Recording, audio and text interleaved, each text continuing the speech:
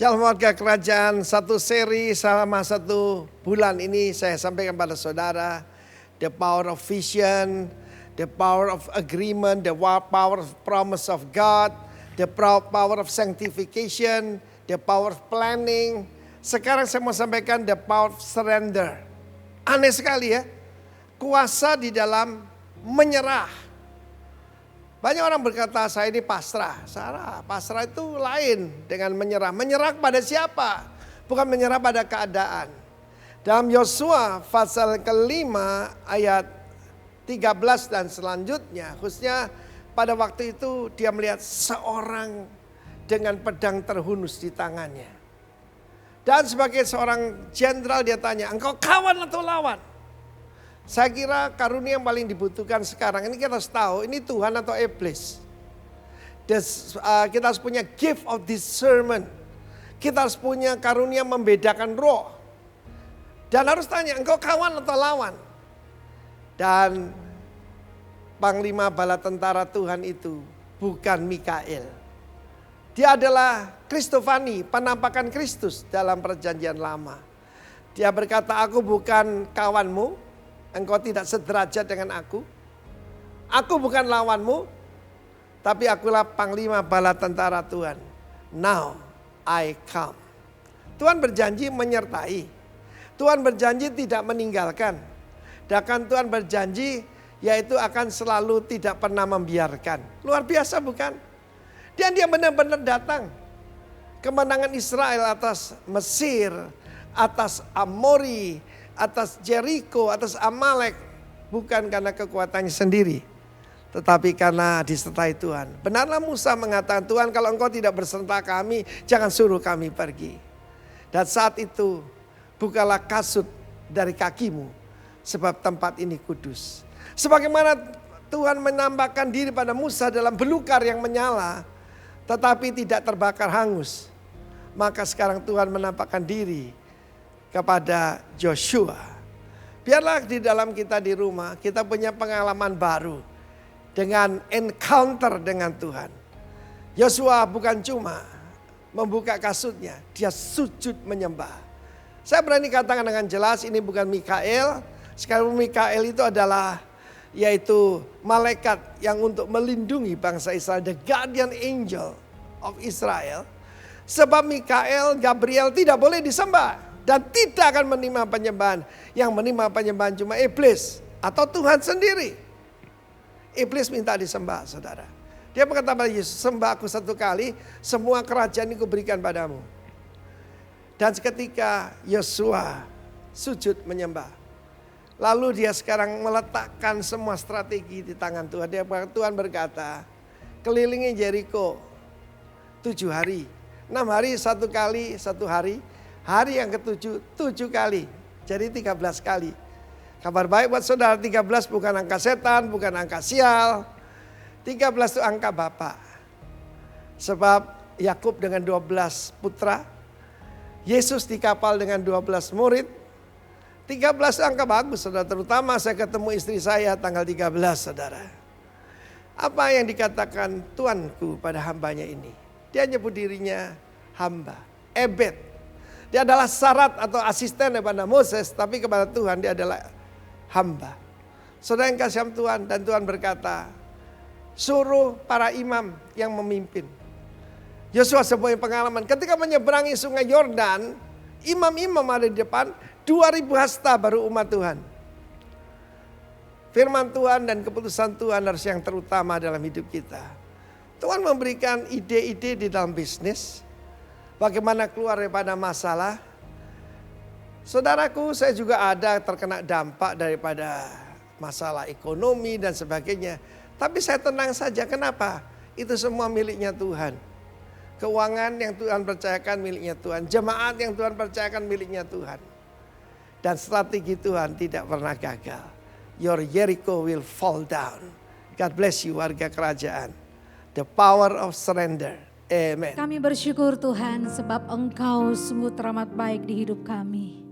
Kami mau naikkan pujian ini Tuhan. Biar kiranya Engkau disenangkan dengan puji-pujian kami.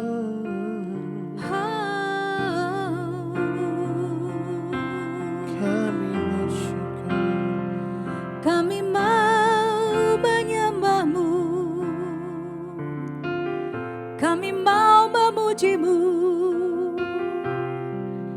sebab Engkau sungguh teramat baik. Selamanya Engkau baik Tuhan.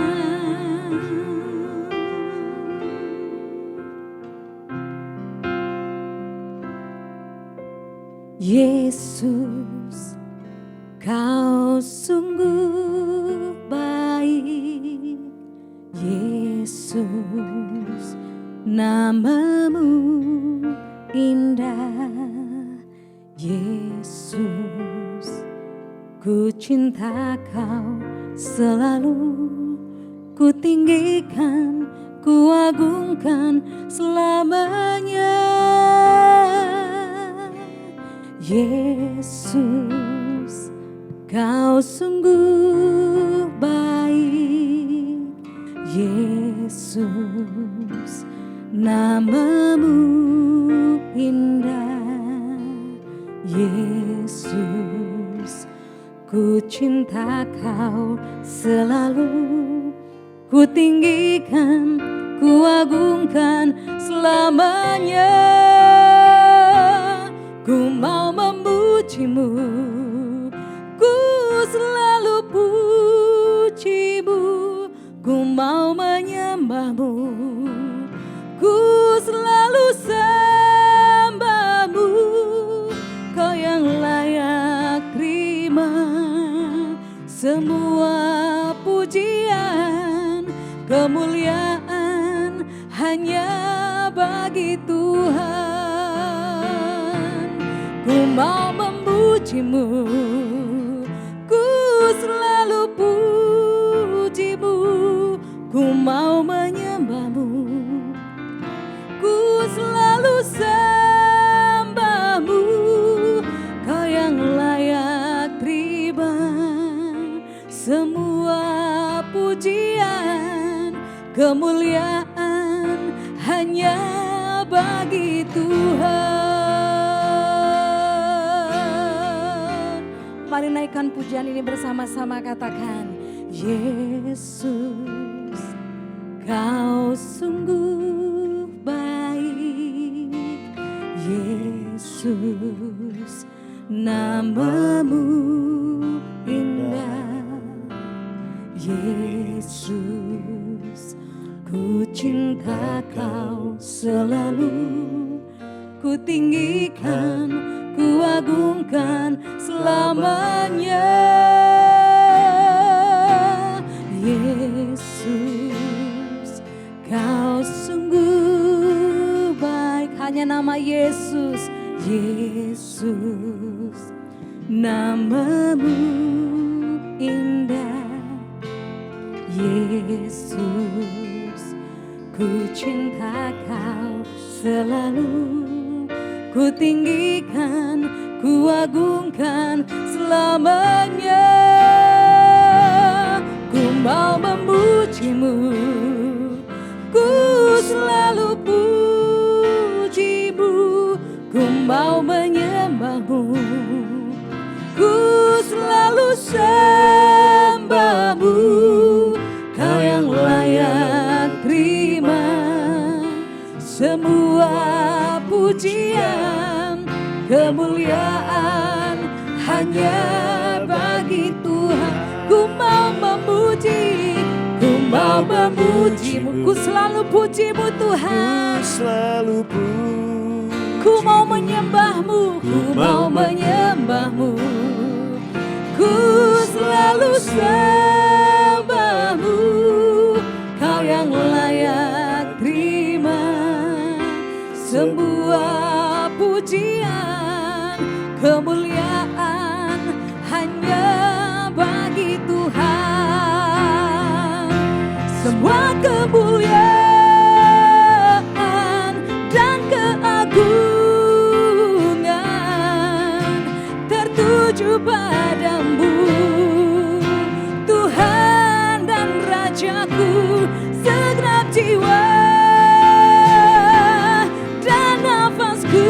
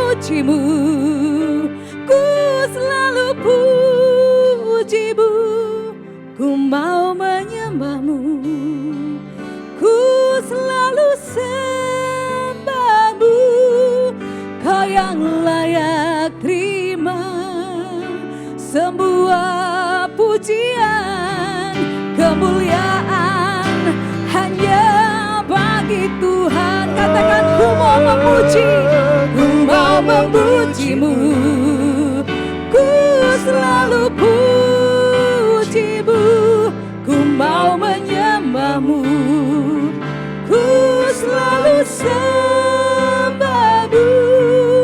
Kau yang layak terima semua pujian, kemuliaan hanya bagi Tuhan,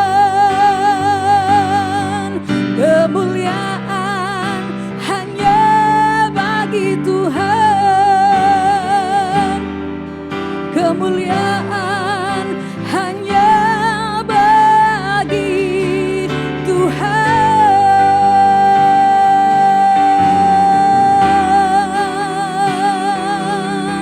kemuliaan bagimu selamanya Tuhan. Engkau Tuhan dan Rajaku, segala kemuliaan tertuju padamu.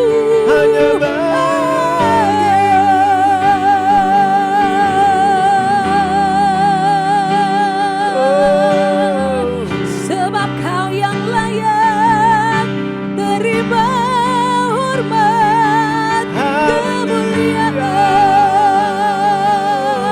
selamanya, selamanya.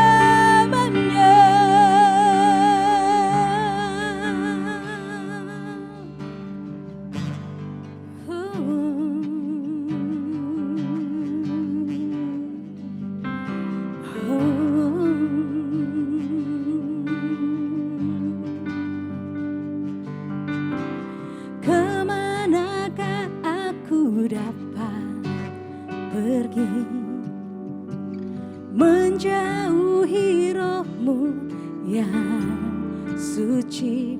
Kau sahabat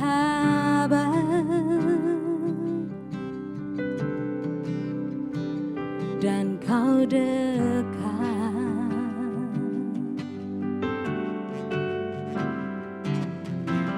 bahkan seluruh pengabdianku tak bisa membalas kesetiaan-Mu.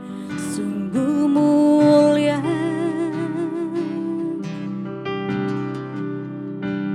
dan berharga,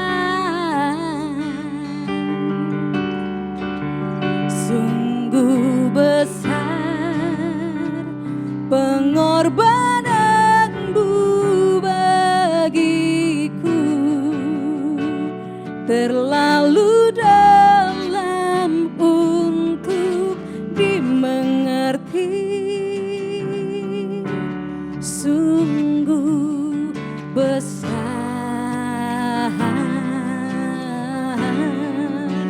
sungguh indah yang Kau pikirkan tentangku, tak terselami bagiku.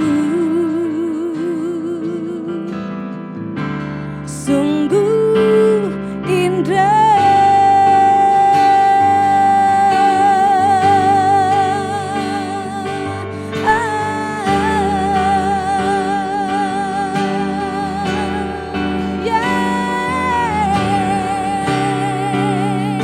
Engkau sungguh indah Tuhan.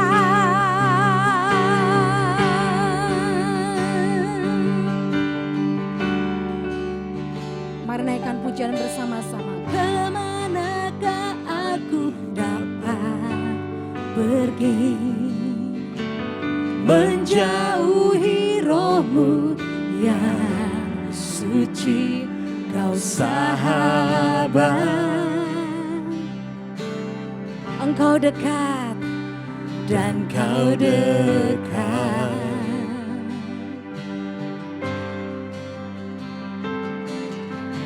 bahkan dengan seluruh pengabdianku, tak bisa membalas kesetiaanmu, sungguh mulia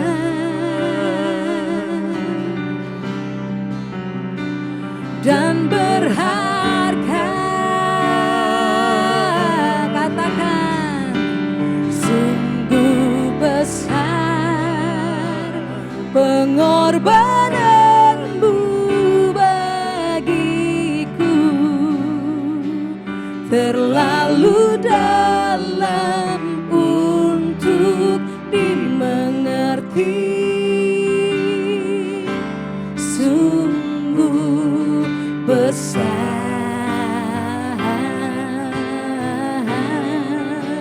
sungguh indah yang kau pikirkan tentangku, tak terselami bagiku. Sungguh indah, sungguh besar Kau Tuhan, sungguh besar pengorbananmu bagiku,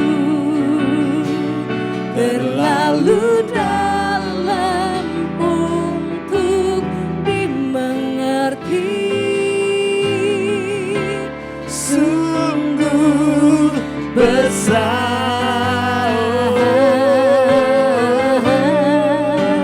sungguh indah yang Kau pikirkan tentangku, tak terselami bagiku. Sungguh indah,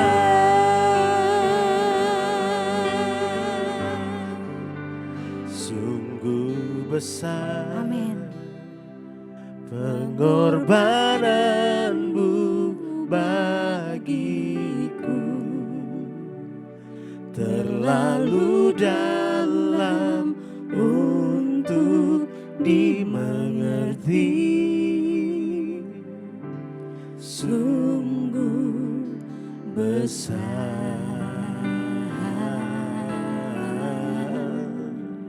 sungguh indah yang Kau pikirkan tentangku,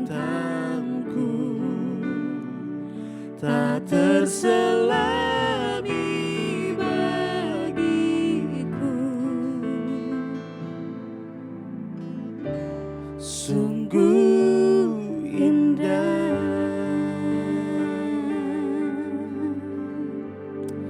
haleluya. Mari kita berdoa buat bangsa dan negara kita, haleluya. Terima kasih Tuhan Yesus, sebab Engkau dahsyat dan ajaib Tuhan. Perbuatanmu luar biasa bagi bangsa kami Tuhan Yesus. Kami percaya Tuhan, Engkau mengasihi bangsa ini, sebab itu kami katakan damai sejahtera yang melimpah turun atas bangsa kami, turun atas para pemimpin-pemimpin bangsa ini Tuhan. Biarlah Tuhan setiap keputusan adalah keputusan-keputusan ilahi dalam nama Yesus. Kami memberkati Tuhan setiap rakyat di Indonesia ini Tuhan Yesus. Memang tidak mudah, tapi bersama Tuhan ada jalan keluar. Bersama Tuhan ada kekuatan. Sebab itu kami percaya ada sukacita melimpah atas bangsa ini Tuhan, dalam nama Yesus Tuhan. Terima kasih Tuhan, terima kasih. Bahkan kami juga memberkati Tuhan untuk Jakarta, untuk Pantai Indah Kapuk dan sekitarnya. Biar kiranya Tuhan kami boleh melihat jiwa-jiwa baru. Ada jiwa-jiwa yang rindu berjumpa dengan Tuhan. Kami boleh menangkan jiwa-jiwa itu dalam nama Yesus. Terima kasih Tuhan sehingga namamu ditinggikan, namamu dipermuliakan. Terima kasih Yesus, terima kasih. Kami percaya Tuhan ada kekuatan yang baru, ada penghiburan yang baru, ada sukacita yang melimpah. Biar kiranya Tuhan Yesus kehadiran kami Tuhan di kota ini, di pulau ini, di bangsa ini. Biar menjadi representatifnya Tuhan. Haleluya. Terima kasih Tuhan, terima kasih. Terima kasih. Haleluya, Engkau baik, teramat baik. Terima kasih. We thank you for everything that you have done.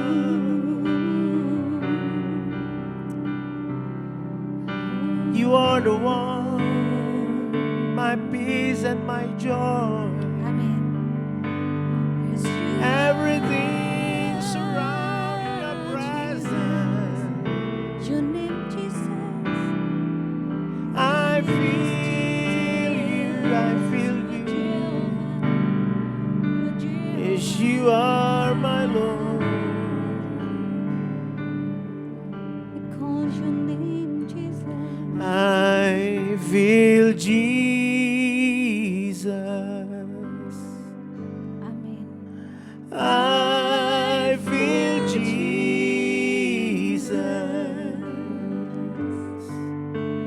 I feel Jesus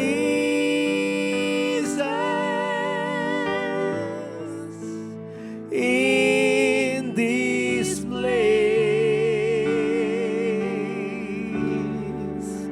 Yes, my soul does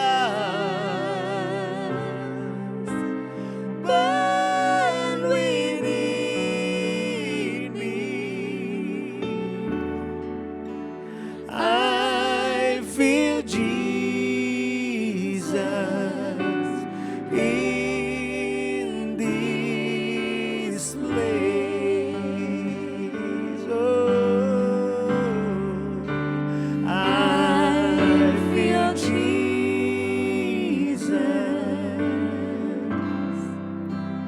I feel Jesus. I feel Jesus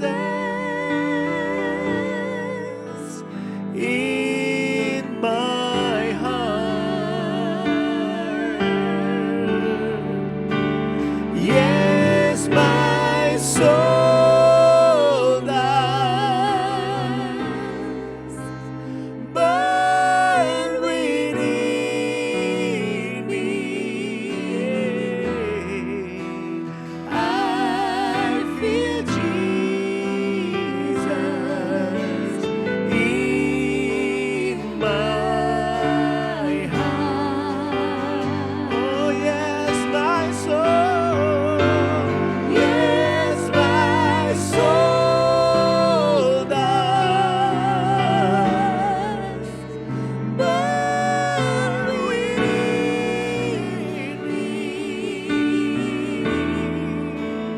I feel Jesus in my heart. You are here, moving in our midst. I worship you. Yes, we worship you, Lord. I worship you. You are here, working in this place. I worship you. Amen. Yes, we worship you. I worship you. Oh, you are waymaker, miracle workers, promise keeper, light in the darkness. My God, that is who you are. Oh, waymaker, miracle workers, promise keeper, light in the darkness.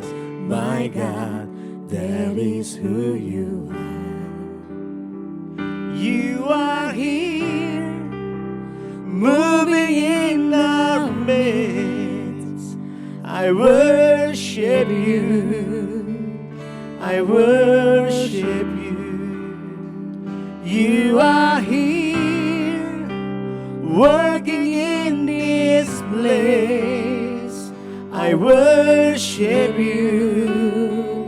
I worship you. Waymaker, miracle workers, promise keeper, light in the darkness. My God, that is who you are. Waymaker, waymaker, miracle workers, promise keeper, light in the darkness. My God, that is who you are. Waymaker, miracle workers, promise keeper, light in the darkness. My God, that is who you are. Waymaker, waymaker, miracle worker, promise keeper, light in the darkness. My God, that is who you are. Waymaker, Waymaker, miracle worker, promise keeper, light in the darkness. My God, that is who you are. Waymaker, miracle worker, promise keeper, light in the darkness. My God, that is who you are. that is who you are. That is who you are. That is who you are. That is who you are. That is who you are. That is who you are. That is who you are. That is who you are. There is, That is who you are. That is who you are. there is who you are. There is who you are. There is who you are. There is who you are. There is who you are. There is who you are. Even when I don't see it, you're working. Even when I don't feel it, you're working. You never stop, you never stop working. You never stop, you never stop working. Amen. Even when I don't see it, you're working. Lord. Even when I don't feel it, you're working. You never stop working. you never You stop never stop working. working. Even when I don't see it, you're working. Even when I don't feel it, you're working. You never stop, You never stop working. You never stop. You never stop working. Even when I don't see it, you're working. Even when I don't feel it, you're working. You never stop. You never stop working. You never stop. You never stop You are working. working in this place. I worship you. I worship you. You are here, blessing our family. Amen. I worship you. Yes, we worship you, Lord. And we worship you. We worship you. You are here, Oh, you are here. protect our lives. Amen. Yes, you are We God. worship you. Hallelujah. Everybody worship you. Oh God, yes you are. Thank you, Jesus. Waymaker, miracle workers, Yes, you are. promise Yes, it's keeper, yours. light of the darkness. My God, That that is who you are. are. Wow. Waymaker, miracle workers, Amen. promise Yes. keeper, light You are in the promise keeper. darkness. My God, there is who you are. There is who you are. There is who you are. There is who you are. There is who you are. Shalom Bapak Ibu, selamat hari Minggu semuanya. Kita semua saat ini di rumah karena kita semua ngalamin pandemi COVID. Semua orang di seluruh dunia saat ini sedang wait and see. Wait apa? Mereka menunggu kapan ya kira-kira akan benar-benar berakhir pandemi ini. Para ahli biostatistika melihat orang-orang yang terinfeksi baru, data tanggal-tanggal, kemudian mereka menanti kapan benar-benar kurvanya akan menurun. Tapi Bapak Ibu lihat apa yang terjadi di beberapa negara ketika mereka bersuka cita karena lockdown yang mulai sudah dibebaskan sedikit. Ternyata apa yang terjadi, mereka happy banget, mereka clubbing. Barusan kita tahu ada satu negara ternyata terinfeksi baru lagi lebih dari 100 orang. Jadi di mana kita selalu berharap semua orang di muka bumi ini sedang menanti. Kapan ya COVID ini akan benar-benar berakhir?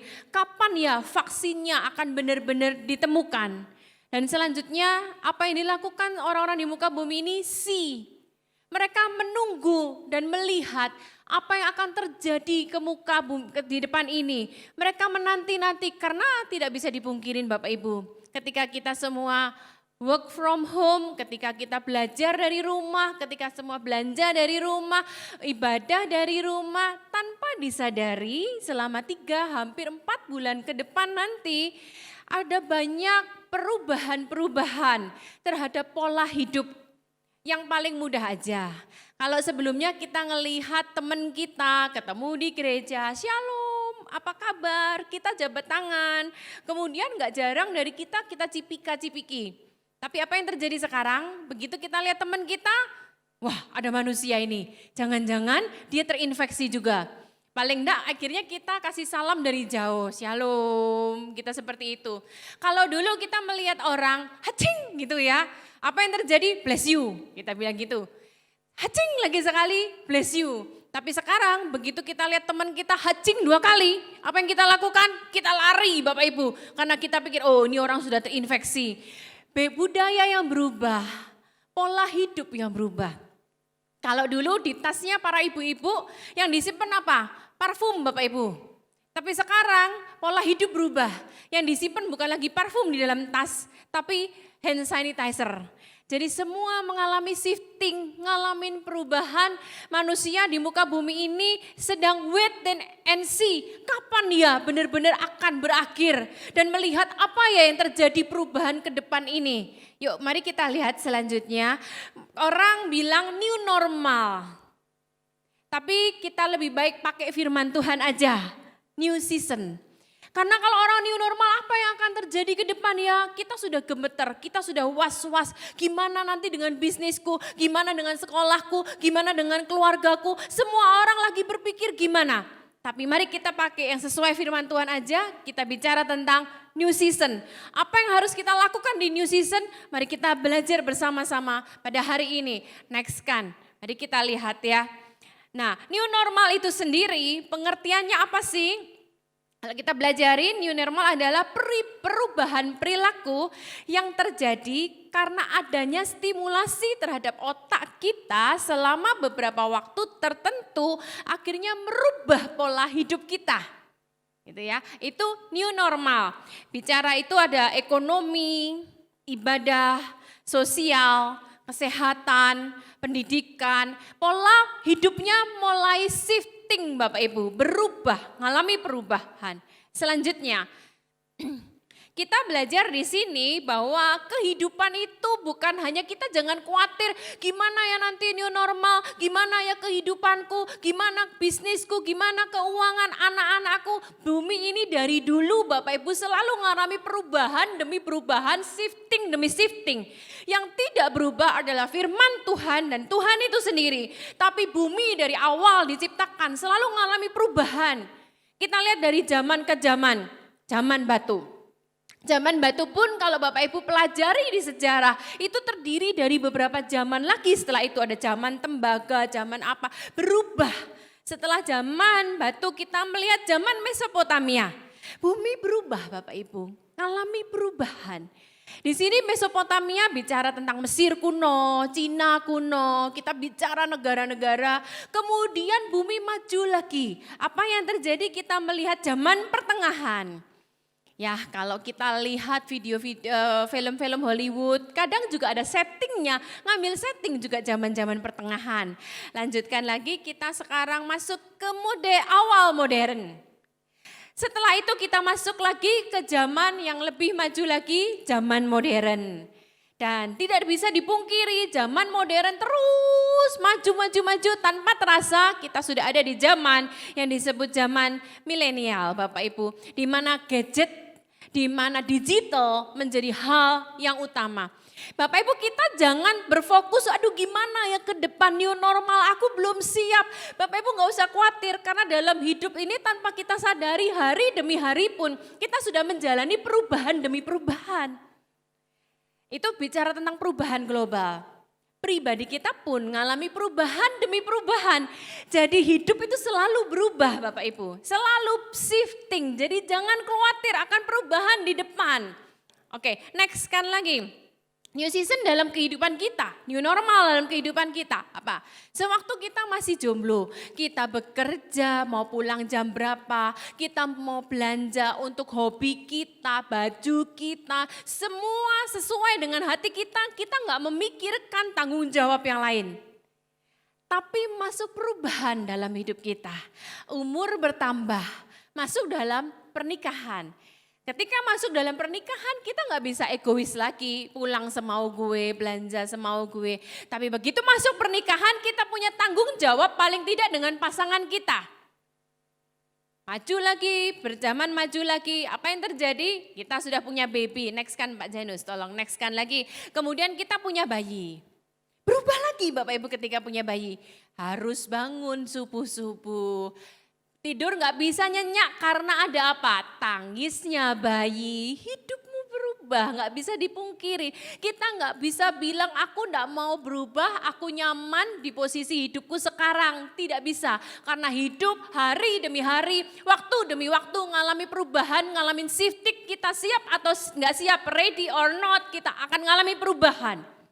Selanjutnya lagi ketika kita jadi opa oma, beda lagi pola hidup kita.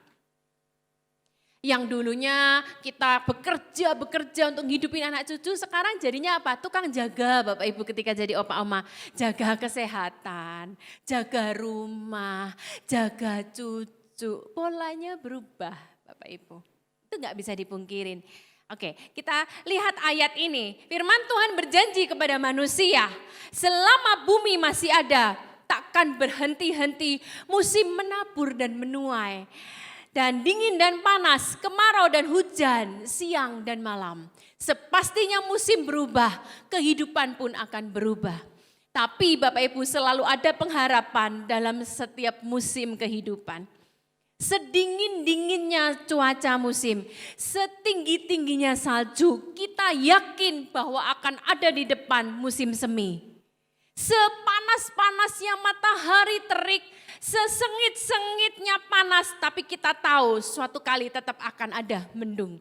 Itulah kehidupan, sepastinya cuaca berubah, sepasti itu pula kehidupan berubah. Kita nggak bisa nahan perubahan dalam hidup, tapi kita yang harus ikut bersama-sama Tuhan mengikuti perubahan tersebut. Oke, kita lihat lagi, maju lagi. Firman Tuhan berkata dalam Matius 6 ayat yang ke-34. Disitu dikatakan, sebab itu janganlah kamu khawatir akan hari besok. Sebab hari besok punya kesusahannya sendiri. Kesusahan sehari cukuplah untuk sehari. Kita nggak bisa berpikir nanti kalau aku udah menikah gimana ya, kalau aku udah punya anak gimana. Jalani aja hidupmu, ketika kamu menjalani hidupmu toh bisa terjalani. Nah, saya waktu kuliah di Surabaya Bapak Ibu, di Universitas Petra. Kemudian saya menikah sama Pak Roni, dibawalah saya ke suatu kota kecil sekali, di mana waktu sebelumnya saya jadi anak papi mami, semua serba tersedia, semua serba mbak yang lakukan. Saya menikah, masuk ke kota kecil, di situ tiba-tiba saya menjadi istri gembala. Awalnya saya berpikir gimana ya, tapi ketika saya jalani hidup saya bisa. Kemudian terus kami mengembalakan di Lombok. Kemudian oleh kemurahan Tuhan di Lombok ada klinik, ada perumahan. Semua sudah mulai mantap, semua sudah mulai nyaman. Oleh Pak Gembala, Pak Timotius Arifin, kami diutus pindah ke Malang. Pada waktu mau pindah, kita juga berpikir lagi, aduh gimana ya nanti kalau pindah ke Malang. Sekarang semua di kompleks di Mataram, saya mau butuh apa-apa full timer begitu banyak, minta tolong ini ya, rumah bocor minta tolong ya, minta tolong ini itu. Tapi begitu di Malang gimana? Pikir-pikir, namanya orang perempuan kadang-kadang mikirnya lebih jauh Bapak Ibu.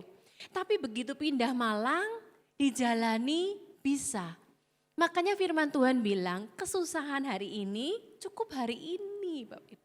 Kalau kita mikirnya jauh, padahal kalau dijalani belum tentu semengerikan dengan apa yang kita khawatirkan hari ini Bapak Ibu. Apa yang terjadi kemudian? Sama Pak Arifin diutus lagi pindah ke Jakarta. Saya nangisnya bukan nangis biasa tapi nangis bombay, mata sampai bengkak. Kenapa alasan saya nangis bombay? Karena gini Bapak Ibu. Waktu di Malang, sekolah anak saya itu tinggal jalan kaki, tetangga, sekolahnya tetangga Bapak Ibu. Enggak sampai 200 meter. Jadi anak saya buku ketinggalan, pulang ngambil buku. Penghapus ketinggalan, pulang ngambil penghapus. Begitu Pak Arifin kasih tugas pindah di Jakarta, dari rumah ke sekolah 33 kilometer Bapak Ibu.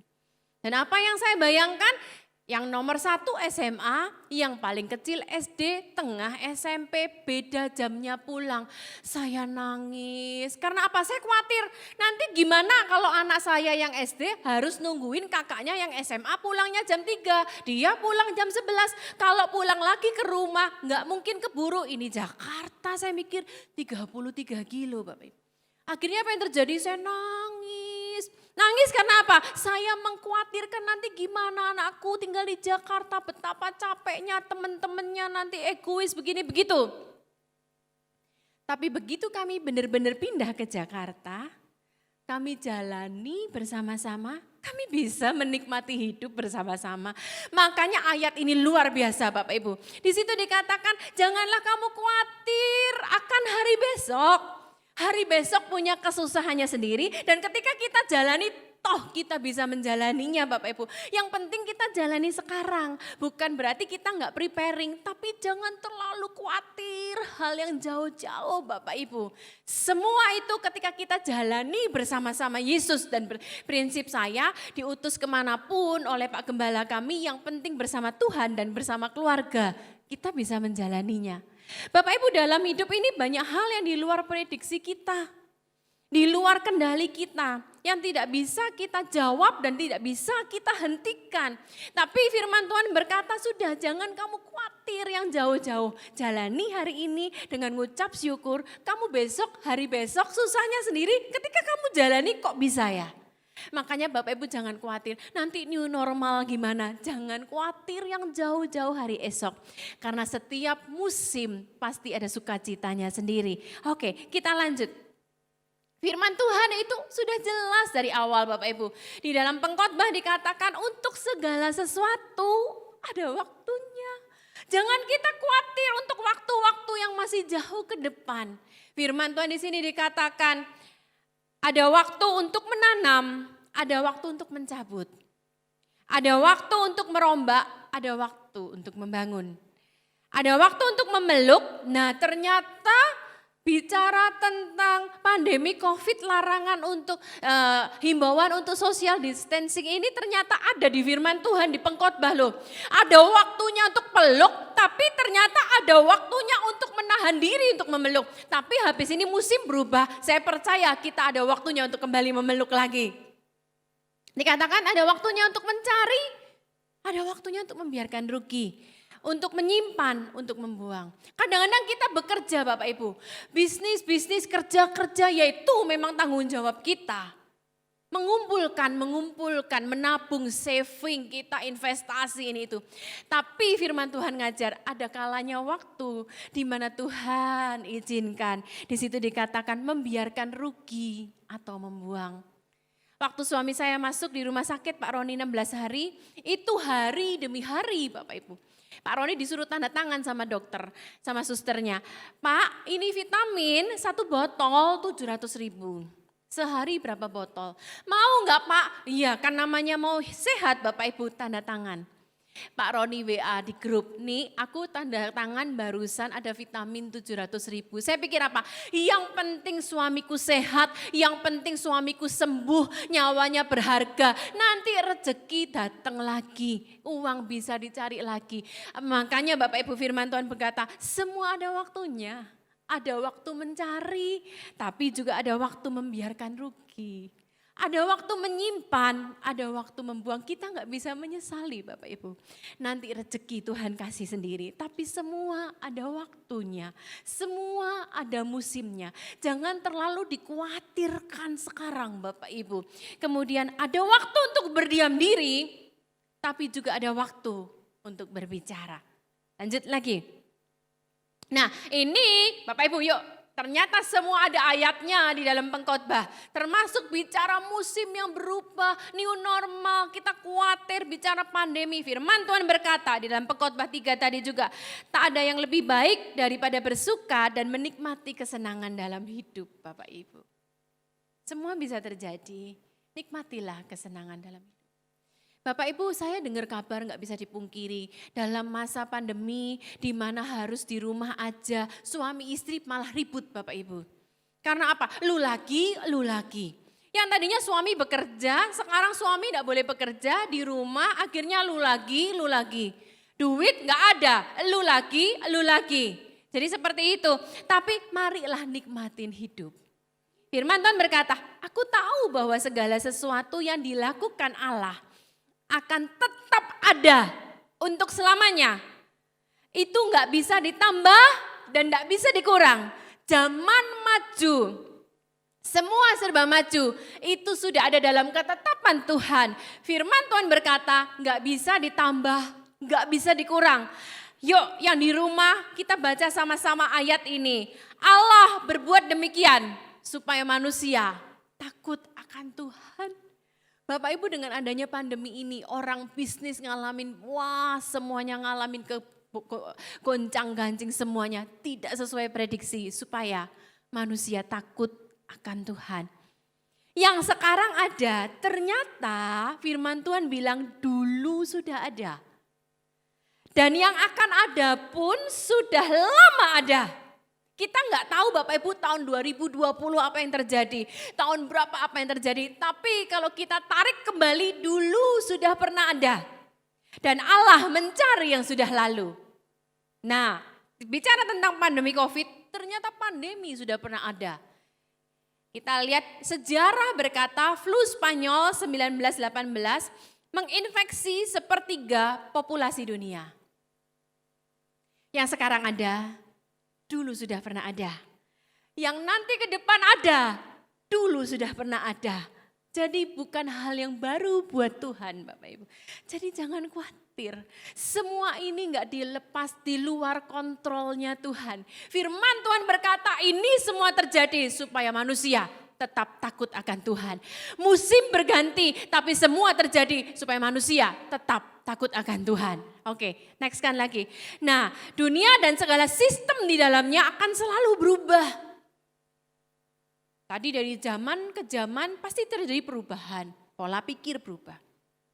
Sosial berubah. Alat-alat berubah. Semua ngalamin perubahan. Nah, sistem semua berubah. Ekonomi berubah. Cara berdagang sekarang pada online. Semua ngalamin perubahan. Tapi sistem kerajaan Allah berkata seperti ini. Dan inilah kalau Bapak Ibu yang di rumah bisa lihat sama-sama acara ini, mari kita baca bersama-sama. Dan inilah kemenangan yang mengalahkan dunia. Dunia dan sistemnya yang selalu berubah, ternyata ada yang bisa mengalahkannya. Firman Tuhan berkata, iman kita. Siapakah yang mengalahkan dunia selain daripada dia yang percaya bahwa Yesus adalah anak Allah. Jadi Bapak Ibu, seberubah apapun dunia ini, firman Tuhan berkata, nature kita sebagai anak Allah, kita bisa mengalahkan dunia ini. Tapi bukan otomatis. Bukan otomatis, yaitu iman kita. Oke.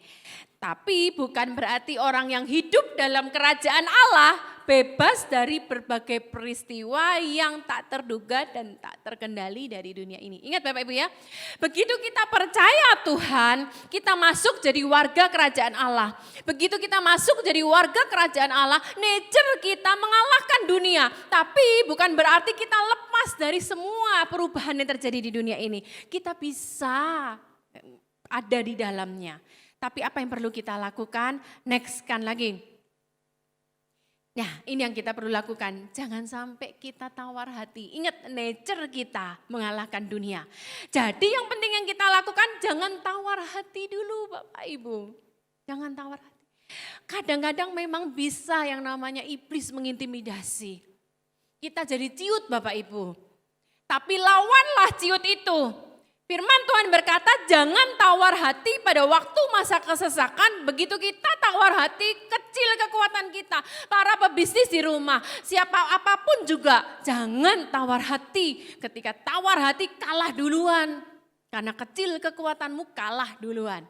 Sebaliknya, apa yang harus kita lakukan? Bagaimana punya iman di tengah kondisi dunia yang tidak menentu. Jadi gini, kalau kita percaya Tuhan, nature kita mengalahkan dunia. Tapi harus ada upaya. Di situ dikatakan apa? Iman kita yang mengalahkan dunia. Iman bukan dengan sendirinya ada Bapak Ibu. Iman harus diupayakan. Makanya firman Tuhan berkata di dalam Roma 10 ayat yang ke-17. Iman timbul. Jadi gini, iman bukan dengan sendirinya ada. Di sini dikatakan iman itu timbul, baru akan timbul, bukan automatically tapi akan timbul. Kalau timbul dari pendengaran akan firman Kristus. Imanmu mengalahkan dunia, perubahan apapun, pandemi apapun, situasi ekonomi apapun, kita menang. Tapi upayakan dulu kita punya iman. Gimana caranya? Oh Bapak Ibu kalau enggak punya iman, kita kegerus kok sama muka bumi ini. Karena apa? Semua selalu berubah. Ekonomi mengalami perubahan. Para pebisnis semua mengeluh. Para buruh juga mau nggak mau kena dampaknya. Yang seharusnya ini waktunya THR Bapak Ibu, tapi mau nggak mau ada potongan. Pengusaha yang sudah stok begitu banyak barang karena nggak bisa dipungkirin. Ini terjadi di tengah orang mau lebaran Bapak Ibu. Pengusaha sudah stok begitu banyak barang ternyata nggak bisa kejual. Dunia tidak terprediksi Bapak Ibu. Dunia tidak bisa dikirakan. Nah kemudian apa yang terjadi? Ini bikin kita lemah. Firman Tuhan bilang jangan sampai tawar hati. Nah, mari sekarang kita timbulkan iman kita memperkatakan firman Tuhan. Masa depan sungguh ada, pengharapanmu tidak akan hilang. Allahku akan mencukupi segala keperluanku. Bapak Ibu mungkin ngalami susah karena di PHK, ngalami susah nggak bisa makan. Sebelum siaran ini tadi berlangsung ada gembala sharing kepada saya, ada salah satu Pak di satu kota, jemaatnya bahkan tidak bisa makan. Perkatakan firman, sebab firman timbul dari pendengaran.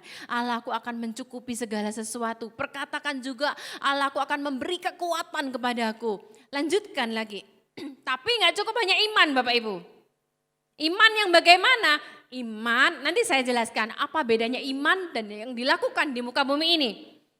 Di dalam Yakobus 2 ayat 17 dan 22, demikian juga halnya dengan iman. Iman timbul dari pendengaran. Tapi nggak cukup cuman iman. Jika iman itu tidak disertai perbuatan, maka iman itu pada hakikatnya mati. Jadi Bapak Ibu nggak cukup hanya kita berusaha beriman, tapi kalau iman itu tanpa perbuatan, mati loh Bapak Ibu iman kita. Jadi bagaimana selanjutnya? Kamu lihat bahwa iman bekerja sama dengan perbuatan. Dan perbuatan-perbuatan itu iman menjadi sempurna. Harus berbuat. Kita nggak bisa di musim pandemi, di PHK, kemudian kita pulang ke rumah nangis-nangis, aku beriman dapat pekerjaan. Ya, tapi harus kita lakukan dengan perbuatan. Perbuatan yang bagaimana? Perbuatan yang penuh hikmat. Nah, apa Bu bedanya iman dan hikmat itu apa bedanya? Jadi orang percaya anak Allah harus beriman. Iman timbul dari pendengaran, tapi tidak cukup hanya iman, lakukan. Lakukan dengan apa? Hikmat. Apa bedanya Bu iman dan hikmat? Begini, mari kita belajar. Iman itu memberi kekuatan dalam tantangan. Wah, aku percaya Tuhan tolong. Tapi hikmat itu yang memberi jalan keluar. Imannya kasih kekuatan, tapi way out-nya gimana? How to-nya minta Tuhan hikmat. Nah, iman itu memberi keberanian untuk berperang, untuk menghadapi tantangan. Zaman dulu raja-raja iman, tapi untuk strateginya butuh hikmat. Pebisnis ngalami gini semua, iman, tapi butuh hikmat. Strategi itu hikmat. Jadi Bapak Ibu ngerti bedanya. Iman memberi kekuatan, hikmat memberi strategi. Oke, iman membuat kita mengerti rencana Allah, tapi hikmat membuat kita steppingnya, melangkah di dalamnya. Jadi kita perlu iman, tapi kita perlu hikmat. Terus gimana caranya kita dapat hikmat, Bu? Oke, minta yang pertama. Nah, mari kita belajar bersama. Tetapi apabila di antara kamu ada yang kekurangan hikmat, di rumah yang bisa baca multimedia, baca sama-sama PowerPoint-nya. Hendaklah ia minta. Yang kali ini firman Tuhan bilang minta. Kita dikasih privilege Bapak Ibu. Apa itu? Minta. Yang memberikannya kepada semua orang dengan murah hati, dengan tidak bangkit-bangkit. Apa sih maksudnya tidak bangkit-bangkit? Banyak orang kan ketika sudah nolong orang, oh dia itu ya, kalau enggak saya tolong dahulu dia enggak bisa bakal jadi seperti sekarang. Itu orang manusia membangkit-bangkit. Tapi firman Tuhan berkata ketika kita minta kepada Tuhan, Tuhan yang beri kita hak untuk meminta, dia akan memberikannya dengan murah dan tidak membangkit-bangkit. Maka hal itu akan diberikannya kepadanya. Tapi Bapak Ibu, hendaklah ia memintanya dalam iman lagi. Dan sama sekali jangan bimbang, sebab orang yang bimbang sama dengan gelombang laut yang diombang-ambingkan kian kemari oleh angin. Orang yang demikian jangan mengira ia akan menerima sesuatu dari Tuhan. Jadi bicara tentang minta hikmat, sekarang kita jangan ragu lagi. Lakukan. Sebab ketika kita minta hikmat, tapi kita nggak percaya akan hikmat yang diberikan tersebut, kamu gak bakal dapat apa-apa. Bu, saya sudah berdoa minta hikmat, dikasih hikmat. Tapi kok sampai sekarang saya gak dapat apa-apa? Karena kamu belum melangkah. Kenapa belum melangkah? Karena kamu ragu-ragu terus. Lanjut lagi. Nah, gak cukup hanya minta, harus melangkah Bapak Ibu. Oke, ini saya kasih contoh ini sebelum saya tutup. Lalu kata Musa kepada Tuhan, Tuhan, aku ini tidak pandai bicara, dahulu tidak dan sejak engkau berfirman kepada hambamu pun tidak. Sebab aku berat mulut dan berat lidah. Tapi firman Tuhan kepadanya, siapakah yang membuat lidah manusia? Siapakah yang membuat orang bisu atau tuli, membuat orang melihat atau buta? Bukankah aku, yakni Tuhan? Perhatikan perintah Tuhan kepada Musa, pergilah. Jadi Bapak Ibu ketika kita sudah beriman, minta Tuhan hikmat, melangkahlah sekarang. Bapak Ibu nggak bisa cuman doa-doa dari rumah, minta iman, minta hikmat, tapi Bapak Ibu tetap berdiam. Firman Tuhan berkata kepada Musa, pergi, melangkah Bapak Ibu. Nah seringkali kita bilang gini, aku kok sarjana insinyur sipil kok sekarang masa gini mau jualan dagangan makanan, nggak sesuai. Sudah kalau Tuhan kasih hikmat melangkah dulu, pergi firman Tuhan berkata. Dan di situ dilanjutkan, aku akan menyertai lidahmu. Kalau belum pergi Tuhan nggak bisa sertai. Jadi apa yang harus kita lakukan? Melangkah dulu, nanti Tuhan sertai. Tapi tidak cukup hanya Tuhan menyertai. Firman Tuhan di sini dikatakan aku akan mengajar. Jadi sebelum Bapak Ibu melangkah, Tuhan tidak bisa melakukan bagiannya untuk mengajar dan menyertai. Kita dulu yang harus melangkah. Next kan lagi. Tapi Musa ini masih ngeyel Bapak Ibu sama Tuhan. Tapi Musa berkata, Tuhan jangan utus aku, utus saja yang lain. Nah, ini bicara kolaborasi Bapak Ibu.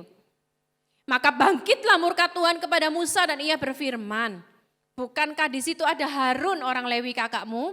Ia pandai bicara. Langsung aja ayat ke-15. Maka engkau harus berbicara kepadanya dan menaruh perkataan itu ke dalam mulutnya. Perhatikan Bapak Ibu. Ini bicara hikmat dan bicara kolaborasi. Aku akan menyertai lidahmu. Nah, dia sudah dibilang disertai tapi dia bilang aku gak berani, jangan suruh aku. Oke, sekarang bicara hikmat dalam berkolaborasi. Firman Tuhan berkata, aku menyertai lidahmu dan lidahnya dia juga aku sertai. Dan dikatakan, dan mengajarkan kepada kamu apa yang harus kamu lakukan. Saya tutup Bapak Ibu. Kita minta iman, tapi kita juga harus menyertai iman dengan perbuatan. Perbuatan bagaimana? Minta Tuhan hikmat. Oke, ketika kita memintanya jangan ragu-ragu, jangan bimbang, aduh gimana kata orang, aduh aku sarjana ini kok kerja ini itu, ini. Tidak Bapak Ibu, melangkah dulu. Pada waktu Bapak Ibu melangkah, kita melakukan bagian kita untuk melangkah. Tuhan akan melakukan bagiannya untuk mengajar dan menyertai kita. Kalaupun seperti ini kita, waduh gimana ya, berkolaborasilah dengan orang yang pantas kok ajak kolaborasi. Orang yang paling pantas diajak kolaborasi, paling tidak di keluargamu sendiri, suami istri. Firman Tuhan berkata, aku akan menyertai lidahmu dan lidahnya dan mengajarkan kepada kamu apa yang harus kamu lakukan. Sekarang jangan takut untuk new normal, tapi mari kita pegang aja new season, musim yang baru. Di musim yang baru ini Tuhan pasti akan memberikan hikmat buat setiap kita. Dan kalaupun kita bingung gimana, Tuhan aku harus berkolaborasi, kerjasama. Minta Tuhan orang yang bisa berkolaborasi dengan baik dengan kita. Selamat memasuki new season bersama Tuhan, jangan khawatir. Kesusahan besok bisa kita jalani karena kita jalaninya dengan iman dan hikmat. Tuhan Yesus memberkati. Selamat siang. Warga kerajaan siapkan anggur dan roti di tempat Anda masing-masing. Namun apabila Anda tidak memiliki roti dan anggur, Anda bisa ganti dengan makanan atau minuman yang lain. Yang penting adalah bagaimana persekutuan kita dengan tubuh dan darah Yesus Kristus yang penuh kuasa itu. Haleluya. Kita naikkan satu pujian, silakan Bu Rina.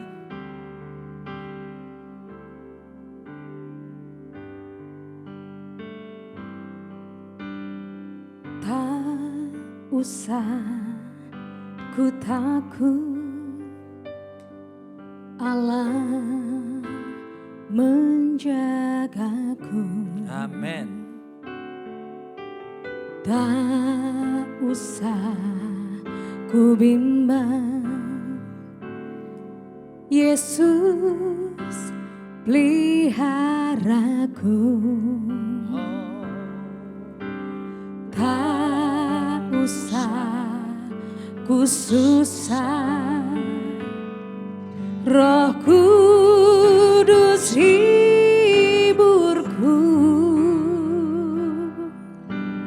Tak usah ku cemas, Dia memberkatiku. El Shaddai, El Shaddai, Allah Maha Kuasa. Dia besar, Dia besar, El Shaddai mulia, El Shaddai, El Shaddai, Allah Maha Kuasa. Berkat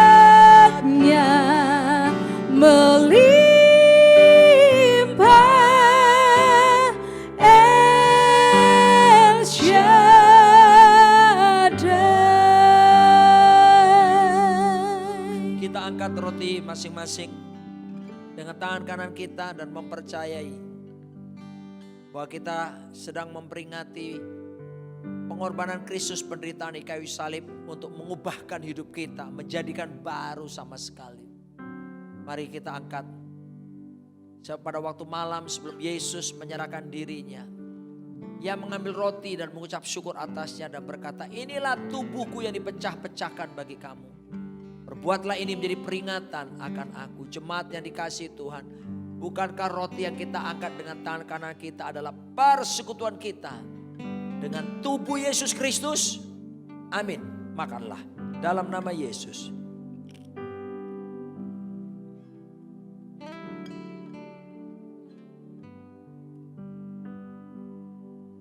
Angkat cawan kecil. Saudara sakit apapun, percayalah, oleh bilur Yesus Kristus kamu telah disembuhkan. Oleh darahnya setiap kita boleh menjumpai hadirat Tuhan, mengalami Tuhan. Oleh darahnya kita disucikan, dibasuh, dibenarkan. Oleh darah Yesus kita dilindungi dari kuasa-kuasa kegelapan manapun. Nah, malam hari itu pula dia mengambil cawan yang di dalamnya berisi anggur dan berkata, inilah cawan perjanjian baru yang ditumpahkan bagi kamu. Perbuatlah ini menjadi peringatan akan aku. Jemaat yang dikasihi Tuhan, bukankah cawan ucapan syukur yang di dalamnya berisi anggur ini adalah persekutuan kita dengan darah Yesus Kristus? Amin. Amin. Minumlah dalam nama Yesus. El Shaddai, El Shaddai. Sama-sama katakan. El Shaddai, El Shaddai, Allah Maha Kuasa. Dia besar, Dia besar. El Shaddai mulia, El Shaddai, El Shaddai, Allah Maha Kuasa. Berkat-Nya melimpah, El Shaddai. Berkat-Nya melimpah. Berkat Angkat tangan saudara. Terimalah berkat melimpah dari Tuhan. El Shaddai.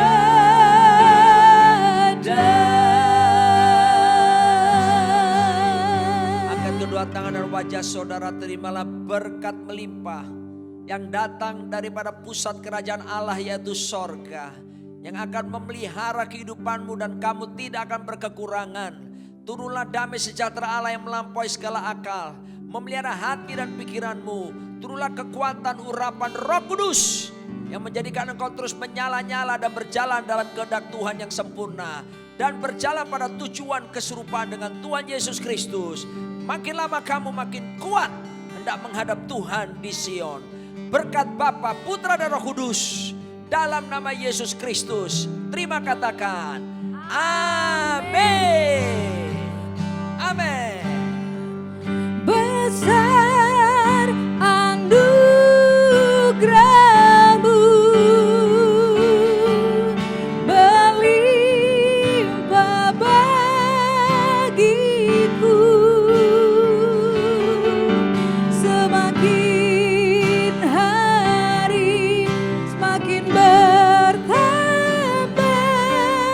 besar anugerah-Mu.